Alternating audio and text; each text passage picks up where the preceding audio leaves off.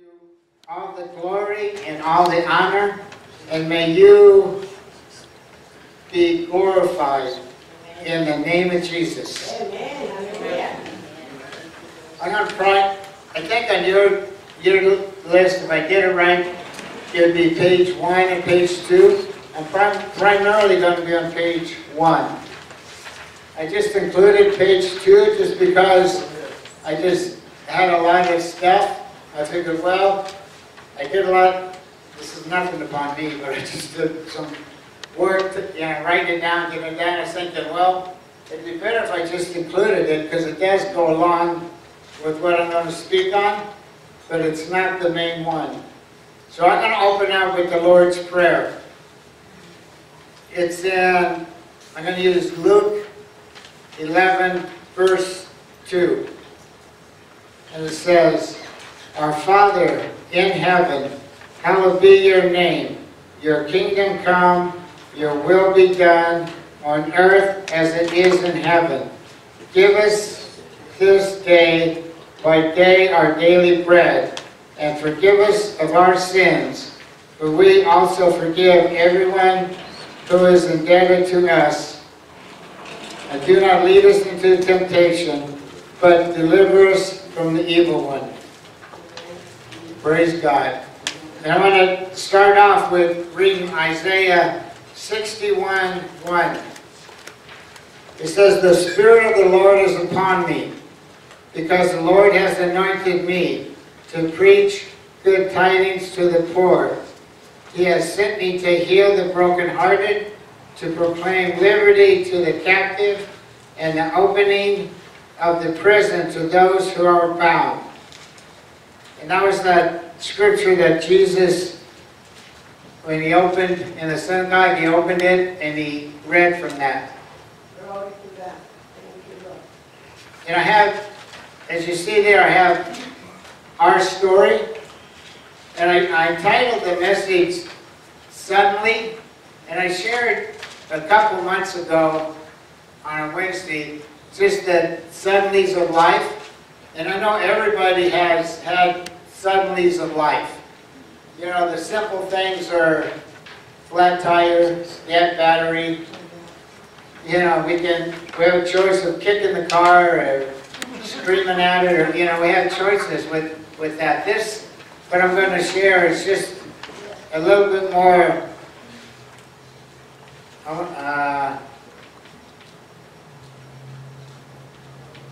want to say deeper, but it's not deeper. It's just a little bit more heavier than just the everyday things in life that just tries to derail us. And the suddenlies that I'm going to start with is it basically happened in like 2011-ish, 2012. And it was dealing with my daughter with drugs, and she ended up getting pregnant. So she had one child, and then things just continued to get worse, and she ended up having, like, the DPS got involved, and they ended up taking one child away, and we got it, and it was just a mess. And so she kind of settled down for a period of time, and then we went to another period with her at a later date, where she had been basically, I don't know if she was ever clean, but maintained a semi-consistent state. And then she ended up having another child. And then when the last child, when it was in the hospital, it tested positive for marijuana. And that's just a red flag for the hospital, and the hospital gets involved, the DPS gets involved, they just report everything. So we had that to deal with. So we were dealing with that in different time frames. And then we just went through a really rough time with her, where even that little period of time where she was clean, she really wasn't, and then she got hooked up with another guy, and this time she was on crystal meth, which is bad news. So we're trying to deal with that, and for anybody that's walked through that, I mean, you really don't know. I mean, you never had to walk through it. I mean, hindsight's a lot better than foresight.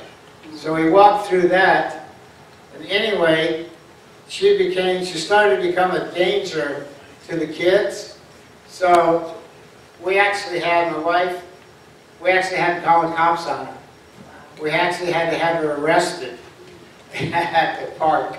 Because we had the kids, she was going to take the kids and run. So we had the kids, so we had to do it. So she had to go to jail, and we had the kids, and then she lost custody of her one son, and it was a mess. Anyway, everything was working pretty good, and then when somebody's on drugs like that, it's an up, it's a down, it's an up and a down.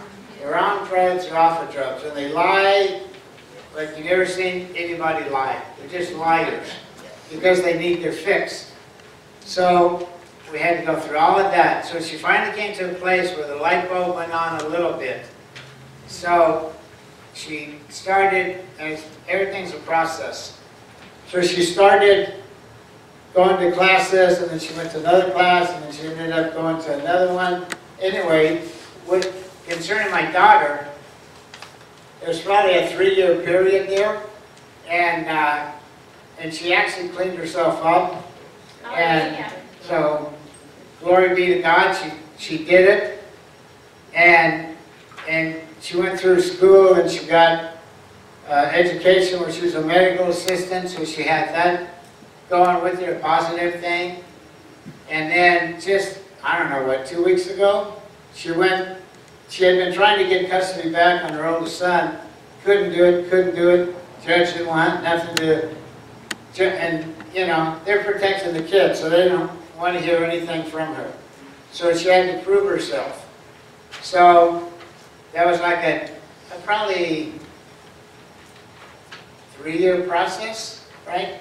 So anyway, she tried it last time, about 2 weeks ago, and she actually got custody back for her oldest son, which was a real miracle. And so, concerning my daughter, everything as of right now, it seems to be going in a positive direction. She's been working for like 2.5 years. She's had custody back. She's semi-independent, except when she runs out of the money at the end of the payday, she asks Mom, "Hey Mom, can I have? Hey Mom, can I have?" And she goes, "What do you need that kind of money for?" "Well, I kind of ran out and I don't have any money." So that was one part of the suddenlies that I went to. And the other part I want to get into, and I haven't really shared it from the pulpit, and a lot of people know my stories or our story. I don't want to exclude my wife because it's our story, but this is just my perspective of our story. So if I refer to me, it's only because it's my perspective. It's still our story. So concerning my son,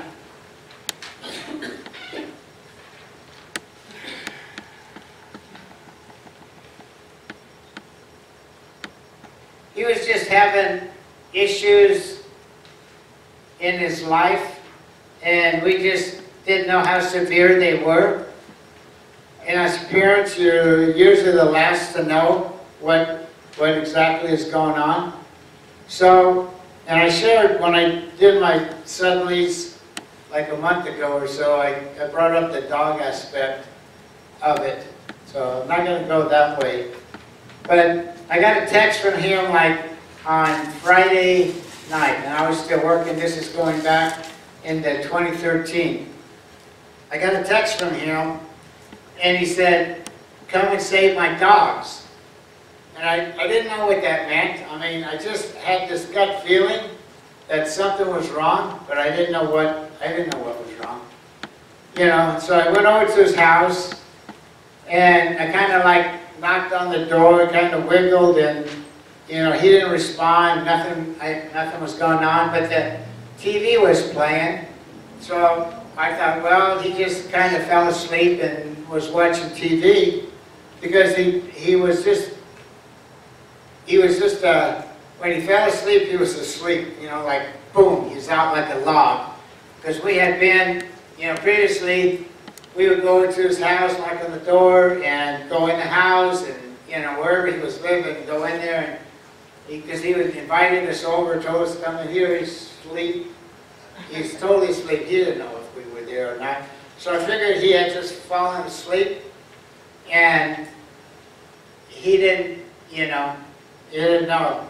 So I went back home, got up and went to work the next day, and we always kind of checked on him because of his lifestyle, not the greatest lifestyle. So I said, well, maybe we should just check on him. So I went to work, and then I called Angela. I said, why don't you just go over and see what was going on? Because the text didn't really make sense. It was, you know, and I had gotten texts from him before that didn't make sense. So I said, Angela, why don't you go over there and check on him? So she went over there, and I was working, and the next thing I know, I get a phone call from her, and she said, Dusty's dead. I said, what? She goes, Dusty's dead. So she went, and he was cold as ice. And I can still remember when that happened, when I got that phone call. You know how you get the breath knocked out of you? You know, you're playing, you know, poop, and it's external. Well, I had that same kind of feeling, except it was internal. And I don't know how to describe it, but it was an internal, boom, right in my gut. And I just, you know, I didn't know. So I called my boss. I told him, you know, I gotta go. So I just packed up everything. I left, went over to the house where he was. My wife is hysterical. And so she ended up calling police, right? Yeah, she called police, and police came. And they came there, and then when they came there, they kicked her out because it's a crime scene then. Because we didn't know what had happened. So all she wanted to do, my wife, was just to be with her son. They wouldn't let her, you know. Kicked her on the street. So this happened, this is July 27th, correct? And you know what the temperature's like in Arizona in July. So we're outside by the curb, we don't know what's going on. I call a couple of his friends, and one was coming back into town. The other one, actually, my son had actually called him because my son had made some bad decisions that night. And so, you just, I mean, you don't know what to do. You don't know how to do it, you don't know what to do. So I got a phone call from Manny, and I had touch base with Patsy. I got a phone call from Manny, and he said, give it up to God. And I said, you gotta be flippin' kidding me. I mean, I just, you know, unless you walk through it, you just don't know the emotional impact that you're going through. And it's hard to explain. But what I can tell you is there was such I was mad, I was angry, I was just, you know, I was pissed because I lost my son. I was not a happy camper at all. And the thing is, and you look back on it a little bit, and it's a little comical, but I became, and this is right after it happened, I became really possessive of his possessions. They were my sons.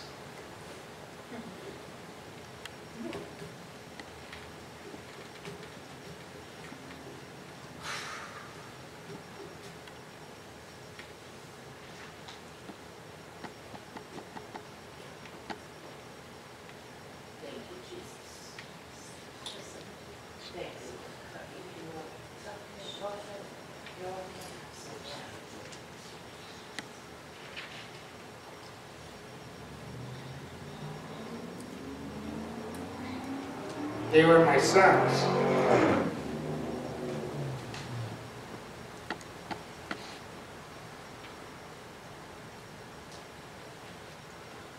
So I became real possessive of his items. And he had no wife, he had no kids, he had nothing. So, dogs, yep. And so, me personally,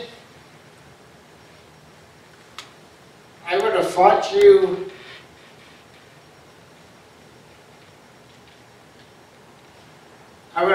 tooth and nail over a paperclip of his. And I'm only saying that because that's the frame of mind I was in. I was in a real hurt state. I was in a real protective state. So that's just the state I was in. And since that, I've given away some of the stuff and, to different people and that. So I've kind of walked past that, but I'm just talking to you at the very beginning. And so we didn't know what to do. So we had his friends actually helped us because he was renting a house and the rent was due like in 2 weeks, and so we're just making decisions off the seat of our pants. So we're just saying, okay, so they actually, his two friends actually saved us, and I'm so thankful that God sent them our way. And so they helped us move, they helped us get stuff out of the house, they helped us, had to get storage sheds, we got everything into there, and they just actually did everything. They made a couple phone calls, just got tons of people to come and help. And so we went through that process, and you're trying to rationalize everything that took place.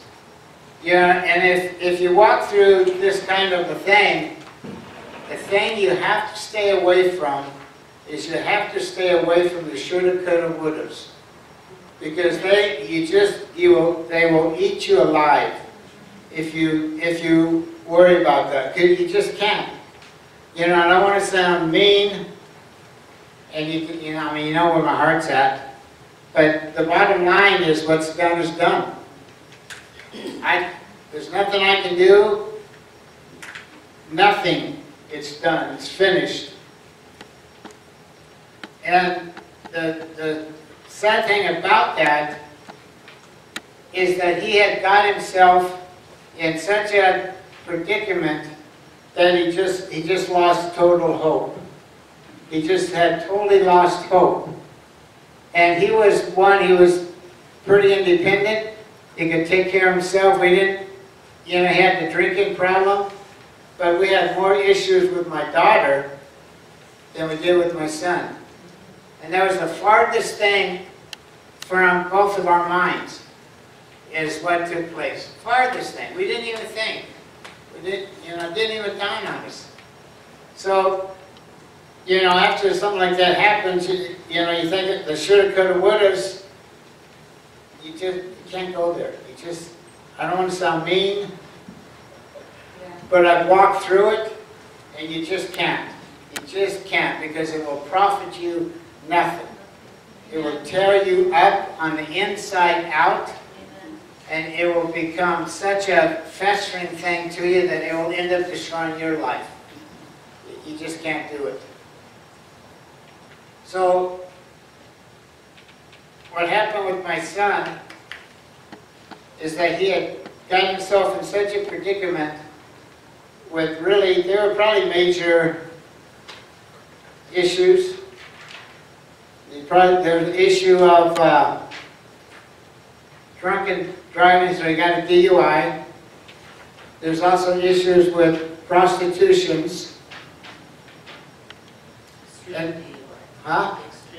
Yeah, extreme DUI and prostitution. He just, I believe that he just got himself in such a predicament that he saw no way out, and so he just took the gun, put it in his mouth, and pop, he was gone. And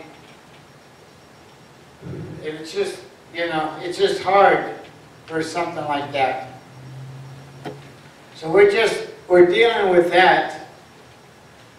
And then, like I said before, that he had lost total hope. He had no hope whatsoever.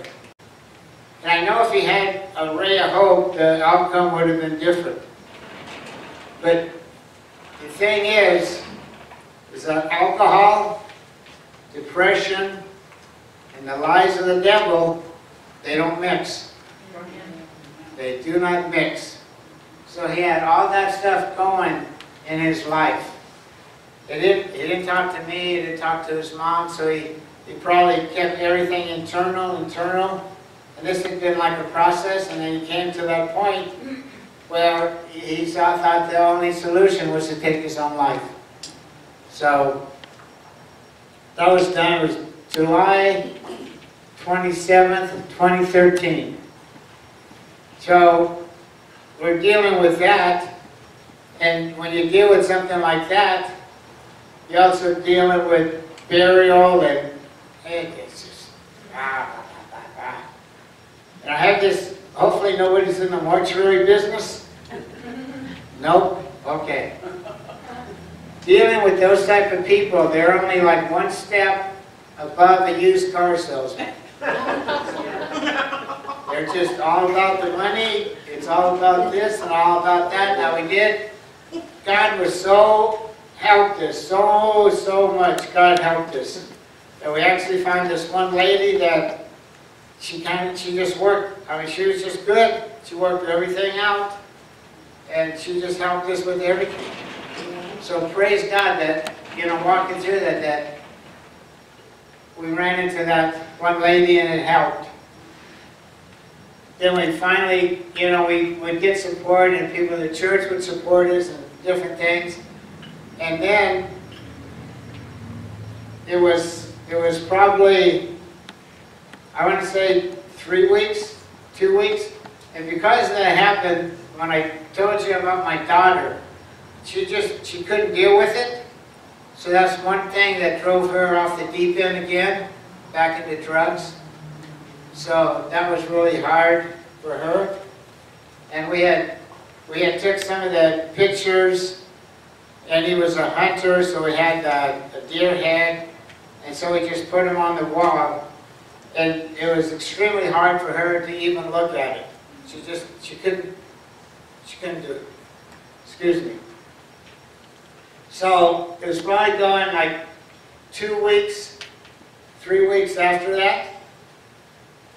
And we were just starting when you go through the mourning process, and I put a lot of scriptures on the back side of that God does comfort those who mourn, and He will even send people your way to comfort you.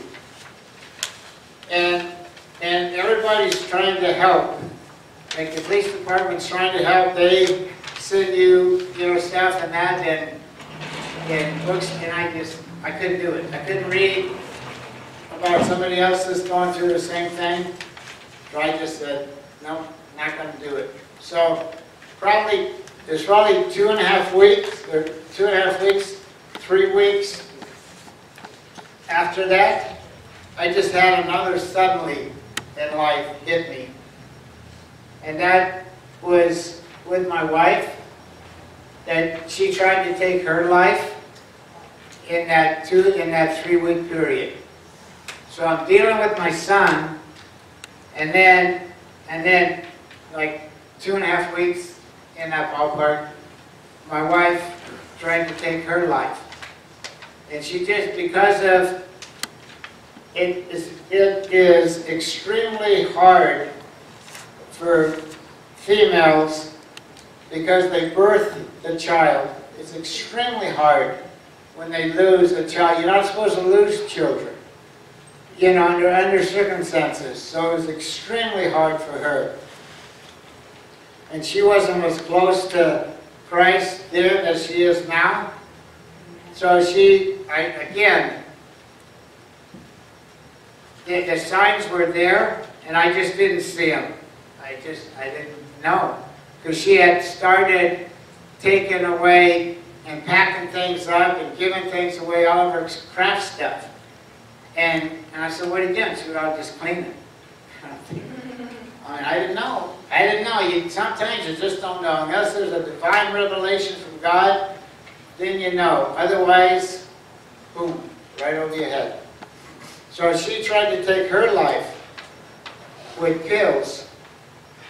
And she had taken, I don't know, enough of pills to be really, really, really, really serious. And again, I got up, went to work, and you know, it's not funny, but it's funny now, that the thing had happened on a Saturday. So my son's death was on a Saturday. Then my wife's suicidal attempt was on a Saturday. I did not like Saturdays for a couple of years, you know. That after she had went through the recovery and that I kept calling her. And if she didn't answer the phone right away, I was mad. I was thinking, why didn't you answer that phone? She goes, well, I don't care what you're doing. If I call on a Saturday, you answer the phone. And that was probably, I don't know, that process probably 1.5 years, I don't know, 2 years to work through that. And again, I got up, I went to work, and I just had this gut feeling, because I had called her, because I usually got up, went to work like 6, 7 o'clock in the morning, and I would call her and touch base, and she didn't answer. So I just had this gut thing in your gut. And I knew it had to be God just saying, something's not right. So I called my daughter. She went over there, and then she calls me back. I can't get Mom to respond. I can't get Mom. I said, call 911. So we called 911. They came over, got her to the hospital, and they weren't giving her much of a chance, to be honest with you, about recovery, because she had taken so many pills. And then so I went through that process. And the thing that I remember is because I was thinking and talking to God, and I was thinking, I'm going through the mourning process, and here I'll have to deal with my wife over that.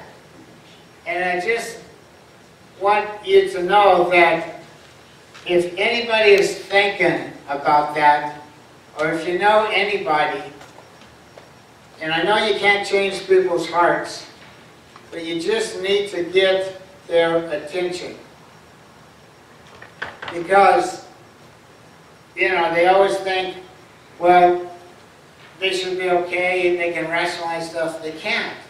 Yeah. They can't. It's not possible for them to rationalize that, to figure things out. Their mind is actually very sick. It's a sickness. It's just like if me and you are talking and we rationalize that and we're going back and forth, there's common ground because our minds are not hurt and there's so much pain within them that you just need to understand that they're not in the right mindset. So they need some kind of help. They need some kind of intervention, they need something. And ask God just to help the situation. So that's kind of what, when I got down there in my story, that's kind of what I went through. And then I know with my wife, the mourning process for her was probably like 4 years. And the mourning process with me was probably about 3.5. And I know every situation is different. Every situation you come to is different. But the one thing I want to do, I got down there that about hurts and about wounds that you're carrying. My son was carrying hurts and he was carrying wounds. And I know that there are some people that carry hurts and they're carrying wounds with them. And when you carry that, that usually leads to addiction.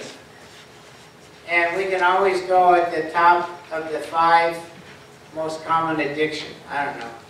Alcohol, drugs, illicit drugs, porn is an addiction.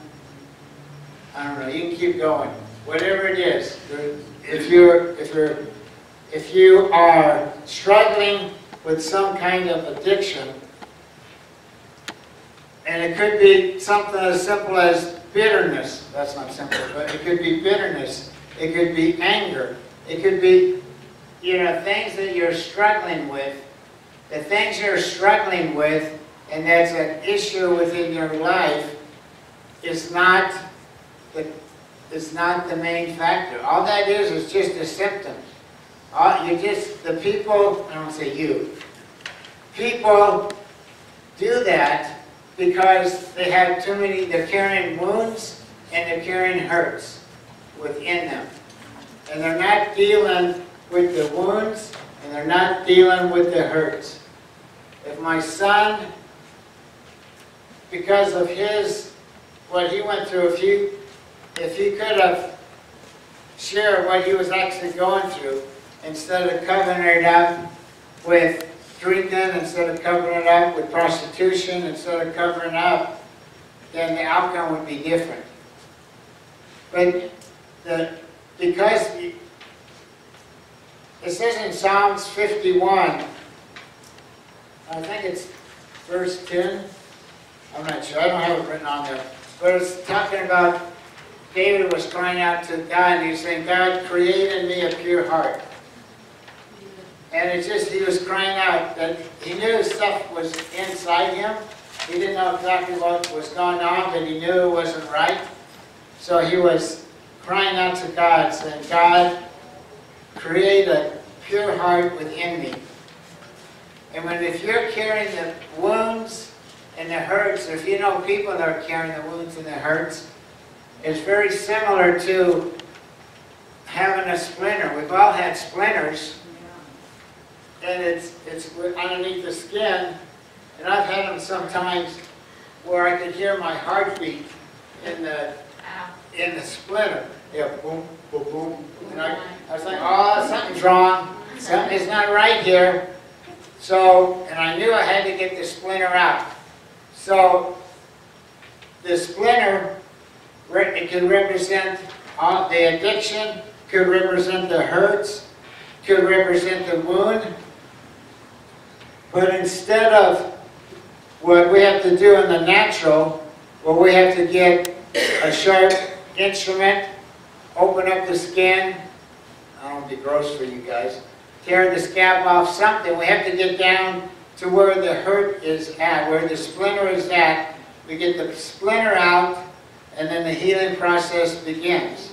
Amen. And the thing is that in the spiritual realm, because it's in our emotion, but it's still in the spiritual realm that affects us spiritually. So Jesus is the great healer. He is the one that can come down and take the splinter out. He can take the wound out. He can take that hurt out. And he actually can take it out and he can heal it so you don't have that trouble anymore. Amen. Amen. So it's just something I wanted to convey. I put a lot of stuff down here. And you can see the scriptures. And, but if you know somebody, or if you interface with somebody, or if it's yourself or anything, we're going to have prayer. Patsy's going to come on up.